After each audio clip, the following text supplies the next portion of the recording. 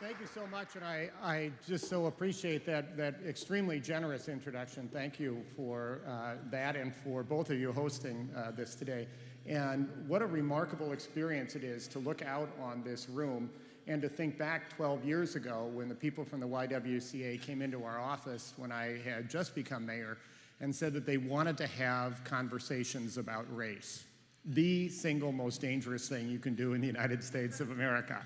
And to think back on that, Kinshasa Kambui, who had been my staff person on that, coming back with reports on how this was going, and to now look off after all of this, what a remarkable contribution it has been, and how incredibly important it is that with an institution like the YWCA, with all sorts of things they can use as their tagline, saying all different sorts of things, to look up on that building, to look up on that sign over there, and to see that the words that they hold up in front of everything else is to eliminate racism. Can we thank the YWCA for decades of leadership on this remarkable work? Thank you for the great work that you do.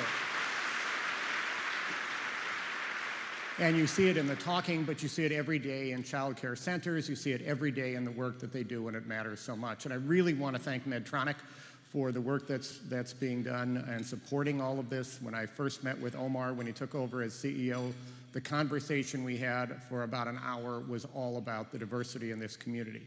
And I have to absolutely hold up General Mills for consistent work that I saw, not only in this, but supporting our youth violence prevention work, the Hawthorne Huddle, virtually anything that we were involved in North Minneapolis. So yeah, I ate my Cheerios this morning and they taste damn good, but I'm telling you, they mean a lot to this community. So thank you. Thank you, General Mills.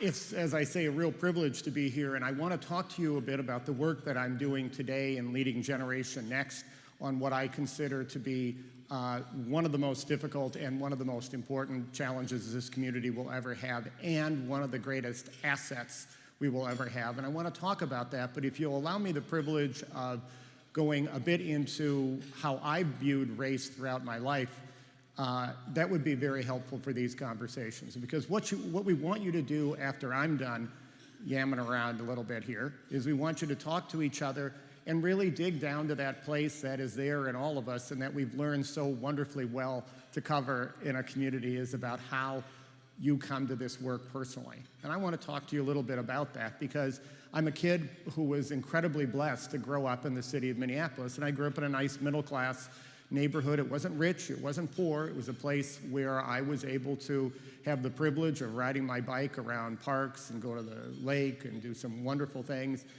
But I also had another experience that has been absolutely pivotal in my life.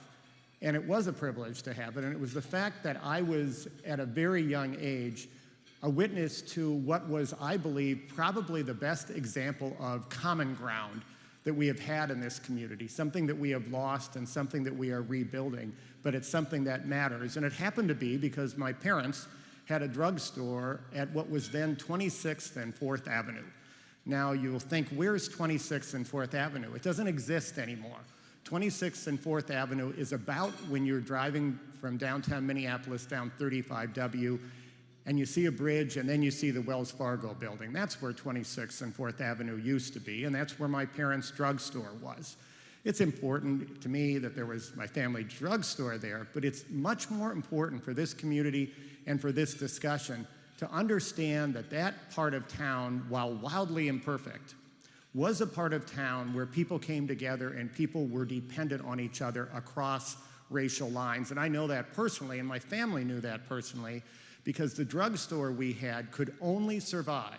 My family's economic future was tied directly to two doctors who brought their prescriptions there, Dr. Brown and Dr. Johnson. And Dr. Brown and Dr. Johnson were the doctors who served an enormously large part of the African-American population in Minneapolis. And that was especially true as South Minneapolis began to develop middle-class parts of town where African-Americans lived. And by the way, the fact that that was news is shocking in and of itself. But as that middle class began to develop, as those doctors brought those prescriptions to my parents' drugstore was an example of what happened throughout that corridor where 35W was. It's where people came together and needed each other.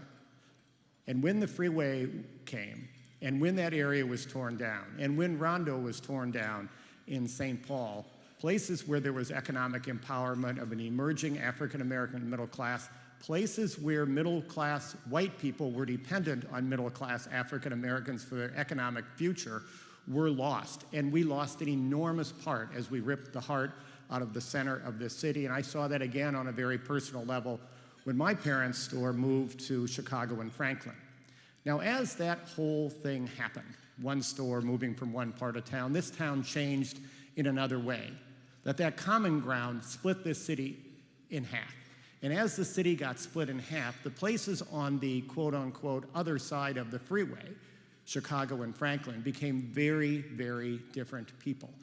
And poverty began to concentrate, and the middle class and the interdependence and the entrepreneurship was nowhere nearly as existent then. And as a little kid, I saw a huge difference. And my eyes were open to inequity as we would deliver prescriptions throughout that area, as I would look in the front door of a family where a kid was my age. I began to understand a couple things. I understood inequity on a personal level, I understood privilege on a personal level, and I understood responsibility on a personal level. And whenever anybody says, when did you get this weird idea you wanted to be mayor of Minneapolis, it was standing at a front door with a prescription from my parents' drugstore, looking in that door and recognizing the fact that I was a lucky kid who had a responsibility to be part of something more. And in my heart, I don't believe we have ever replaced the common ground that we lost that day. And while physically that cannot happen, this room is absolutely at its core what we need to do now, which is to refine that common ground. I went off to college in Boston, went to Boston College. I was lucky to get to go there. I also was fortunate to see an incredibly unfortunate thing happen because it taught me a lot. The day I landed to go to college, I turned on the news and busing had begun in Boston. And this city of great neighborhoods and proud communities that were very much about people finding common ground within their own community was now a town that was being asked to share each other's children across those boundaries. And the town exploded into a level of racism I had never experienced before and thought had been buried with the civil rights issues of the South.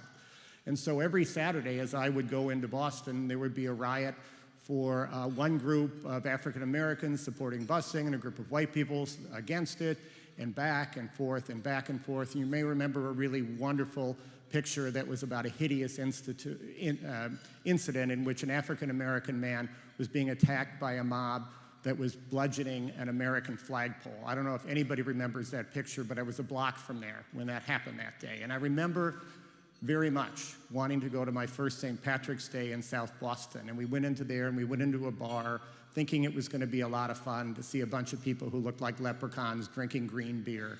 And instead we heard racism screamed across bars by very drunk and angry people in a level that I had never seen. And it was one of the most shocking moments I had ever had. And that whole 4 years in this wonderful, quote-unquote, enlightened city of Boston, I saw something I never imagined would happen. And I left there very smug, saying how proud I was that that was not what was happening in my community. When I came back to Minneapolis, I continued to be very proud of my city, but I also recognized that there's a subtlety here that was very different than there. And while that never would have happened here, it might have happened in other ways. And I was a reporter for the Star Tribune, one of my first jobs, and I was assigned to cover crime. And so my job was from 3 o'clock in the afternoon till midnight to go out around the city, find out where crime was occurring, write a story about it, come back, file that story, and then go back and do it the next day. And it became very clear to me very quickly that the issue of crime, something that goes to the core of our comfort, was remarkably different across these different lines in the city.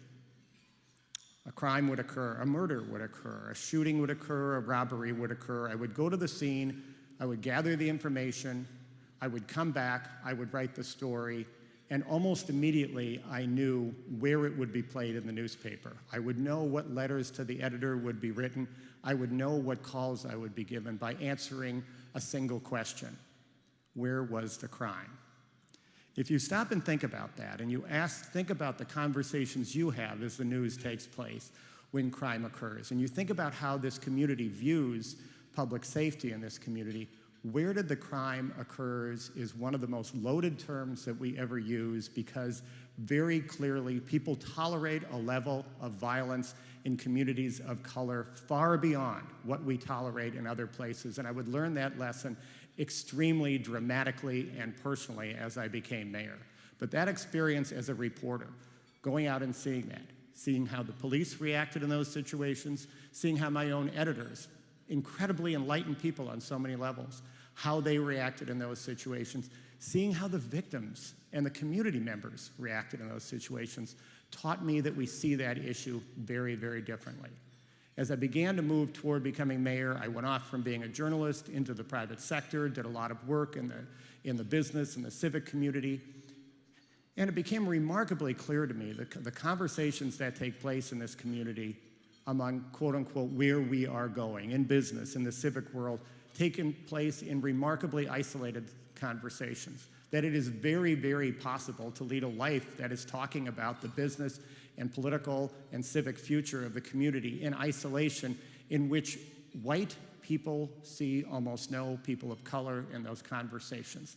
And it was a shocking realization that I bring to you, not to shame this community as much as to have us simply be real about where power exists and how we share power and what we need to do moving forward. That reality, of course, changed very much when I became the person who was then supposed to lead this community. And I remember after getting elected and before taking office, having real deep heart-to-heart conversations with the person who I could say absolutely anything to, which is my wife, Megan, and really wrestling with how was I, a white guy, going to step into a community that was increasingly diversifying and paint a picture of a new Minneapolis that was about all of us together. And that is one of the most complicated things I think we ever have to wrestle with. That question I asked then remains a question we ask now, but as you'll hear in a second, I feel so much better about that potential now than I used to. But in those early days, we looked at many different things that mattered. And we stopped and thought, okay, what is it that really allows people to look at people who are different than them as an asset and not a deficit? And stop and think about that. Dig into your heart and ask yourself, where do we see those assets of people who are different the soonest? Well, take a very simple thing. Food.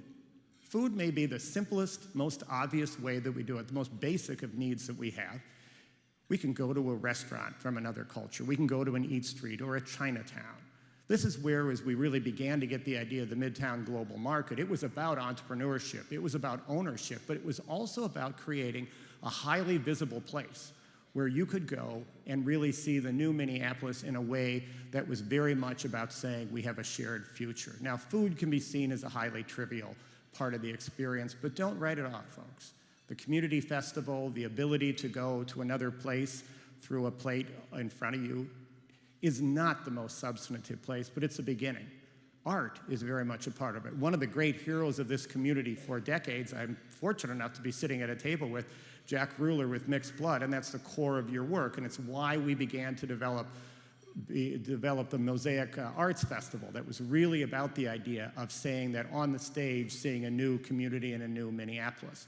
Those were ways to break it down, but if you really, really want to get at race, you have to get, in my sense, in my view, in that job I had, you had to get at the basic core issues that matter across lines. The idea of a safe community to be in, the idea of a safe home to be in, the idea of a good job. And the wonderful thing about trying to cross boundaries on that is that those needs don't change across racial lines. They don't change across communities. We have basic needs and they are the same, but the solutions and the perceptions of those change radically, and we have to have an acknowledgement of that. When you look at the issue of crime, we all want to be part of a safe community, but the issue that must be layered on top is the shocking level of incarceration, especially among African American men in a community, and all that that means. And it goes way back to the issue of suspensions in school and the remarkably disproportionate part of that. That is not an easy issue. That is not an easy issue to unpack, but it does recognize that the common goal of public safety has some very uncommon components, including who polices us and how we feel we own the safety of our community.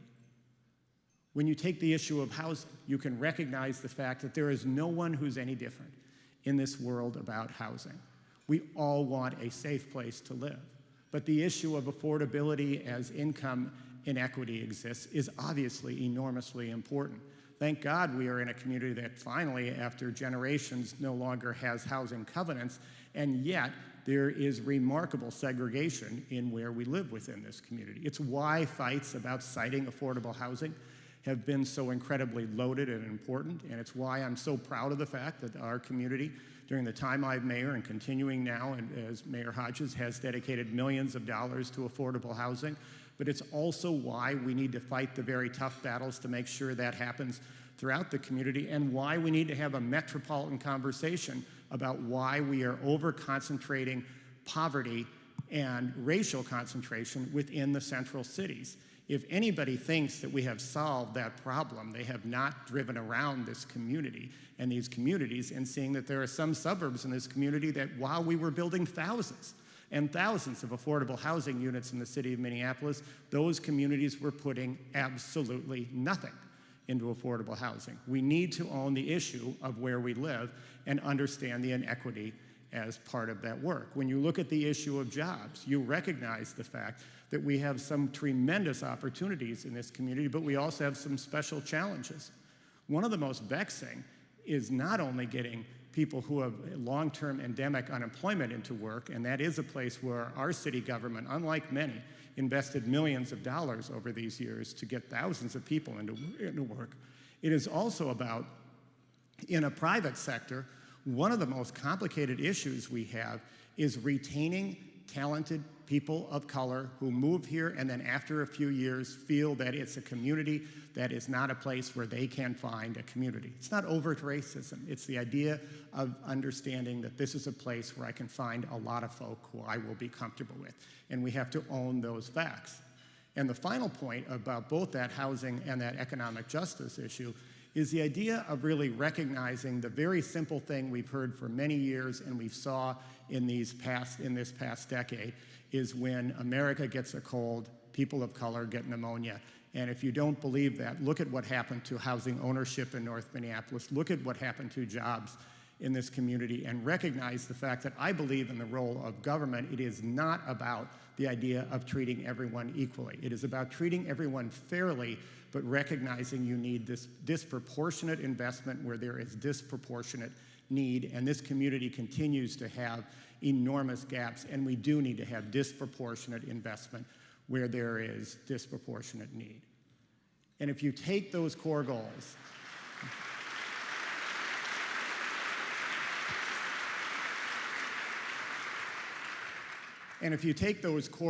about a safe place to be with your family, about a great place to live, about a good job, you also obviously at that point need to have the ability to build a great future for a next generation, and that comes to schools. And I am so proud of the work that we did during the time I was mayor, and we did some groundbreaking work. But I came in as mayor 12 years ago of the city with the largest achievement gap in the country, and I left after all of that work as the mayor of the city with the largest achievement gap in the country. And that rests really heavily on the shoulders that you see here today, and it should rest really heavily on the shoulders that I look out on today. There is no other community in the United States of America where you can look at two children walking down the street and predict their chance of success by looking at the color of their skin.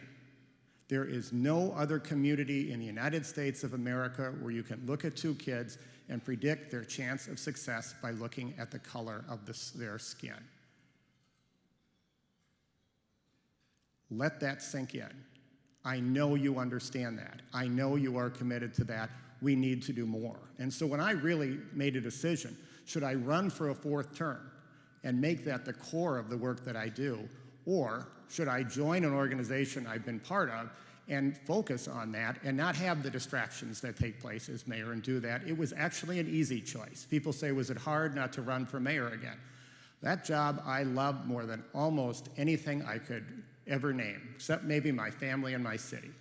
But I needed to leave that job because it was clear to me that this community's enormous challenge on that really needed to have a full-time focus, and so that's what I'm doing. And I'm incredibly excited about that work, including the board meeting we had this morning as we looked at the issue of how do we address both the in-school and the out-of-school work. So at Generation Next, we focused on 5 key goals. We're going to make sure every child is ready for kindergarten. We're going to master reading by 3rd grade, math standards by 8th grade, high school graduation and college graduation. We're going to tie that together with some key outcomes that especially look at the social and emotional health of our children, and also addresses their global fluency, their ability to cross barriers and hold that up as an asset. And as much as I'd like to talk much more about that, my time is running out. But I want you to know that the work that we're doing at Generation Next is work that is complex, it is work that is uncomfortable, but it is the most important job I've ever had and the most political job I've ever had. And I don't say that like a house of cards kind of politics with people backbiting and such, but this incredibly compassionate community needs to align. We don't lack a heart, we lack alignment. So many things are happening in this community that are great, but our job at Generation Next is to hold up that map, find out the issues that are most important to move forward in a common way, and help us develop a community battle plan for that. But as we do that work, and I ask you to learn more about what we're doing on that, but as we do that work, we need to also bring something to the table that I think is incredibly important on that. And I want to bring it back to that common ground that I talked about at the beginning. Stop and think about that common ground, about the fact that my family desperately needed Dr. Brown and Dr. Johnson, and they needed us, and the patients needed each other, and together we were part of one whole that needed each other. We currently are a community where we have the lowest unemployment of any metropolitan area in the country. We are the #1 volunteer community in the United States of America, and we have the largest economic and education gaps in the country. Put those together and recognize the fact that we have been able to collectively manage through this situation and have a large part of this population be successful. That time is running out. We should never have been comfortable with the situation we have been in that has left so many people behind.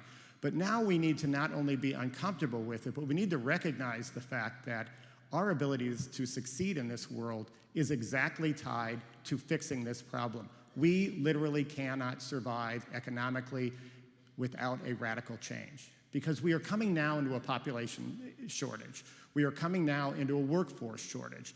And the incredible gift we have of more Fortune 500s per capita than any community in America, of so much tremendous success for a large part of this population, that time is over, unless we are able to connect the fastest growing part of this population with the jobs that we will desperately need. 100% of the job growth that takes place in this community over the next 2 decades, 100% will be among communities of color. 100%. Now, there will be more white people being born, but same percentage is going to die in this community. That's the demographic story.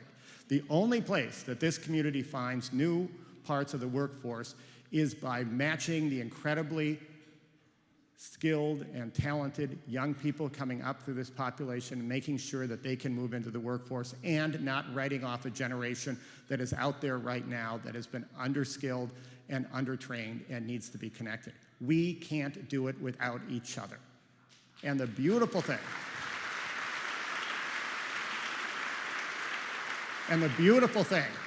is that as we look at that whole example, the main goal of every corporation in this community, the main goal of every organization in this community, plays to the strength of a diverse community. Stop and think about that. You work at Target, you work at General Mills, you work at 3M, you work at Cargill, you work at Medtronic, and what is the question you're asking? How do I do business across cultural barriers? How do I go across the globe and sell to people in places where I'm not part of the majority culture? How do I, here at home, sell to increasingly diverse populations? How do we do that? Well, we do that very simply by going into the schools of this community and opening our eyes to the incredible asset of the diversity in front of us. As our companies move into Africa, and they try to compete with the Chinese who have a huge head start on them, we can harvest the population of African immigrants who have come into this community who know language and cultural skills and so many other things.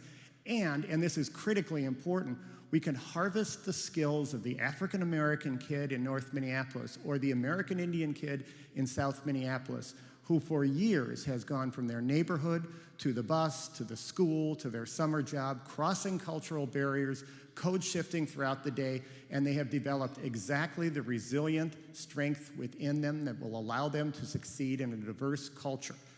That kid may have an achievement gap, and we need to solve that achievement gap in the school.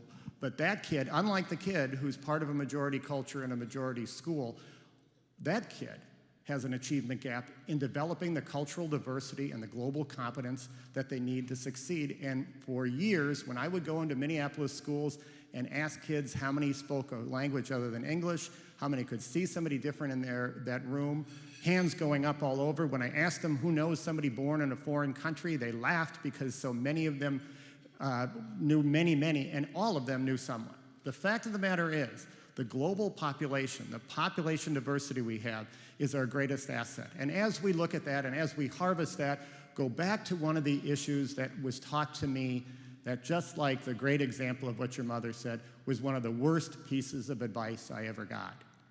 When people say we're all the same. What an incredibly well-intentioned message we were given as people who grew up in the shadow of the Civil Rights District. Try not to see people as different. Try to see us all as exactly the same.